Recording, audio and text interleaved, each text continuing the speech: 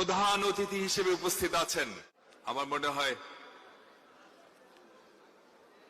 Guinness book of world রেকর্ডে ওনার নাম ওঠা উচিত। একজন মানুষ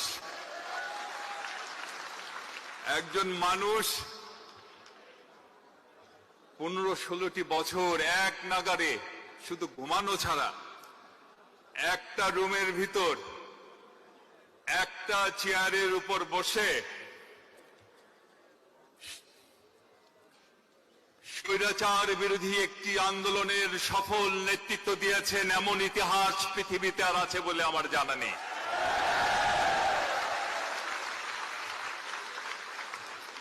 তবে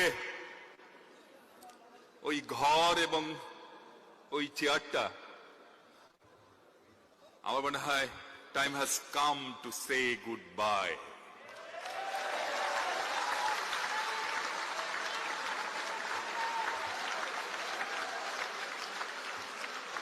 তাই না? এবং স্বেচ্ছাসেবকেরও প্রস্তুতি নিতে হবে ওই কথা বলার জন্য, ওয়েলকাম আওয়ার লিডার,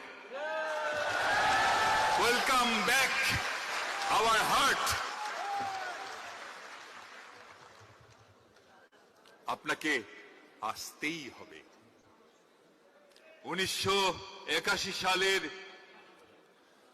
30 মে সেই ভয়াল রাতে বুলেটের এক ঝড় যখন আমাদের প্রাণপ্রিয় নেতার বুককে বিদীর্ণ করে দিল, সেই সার্কিট হাউসের সেই সিঁড়িতে যখন তিনি শুয়ে পড়লেন, তিনি চিৎকার করে বলেছিলেন, আমার মা, আমি তোমার মুখে হাসি ফোটাতে চেয়েছিলাম, ওরা আমাকে বাঁচতে দেয় নাই।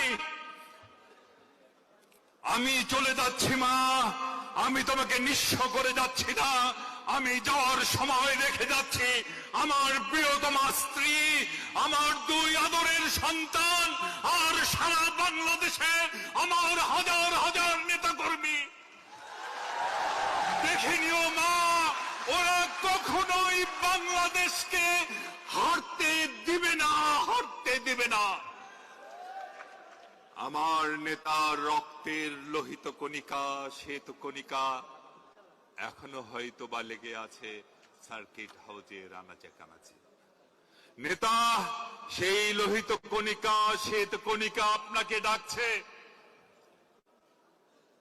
আমাদের জন্য না হলেও সেই শ্বেত কণিকা, লোহিত কণিকার আহ্বানে আপনি ছুটে আসুন। আপনার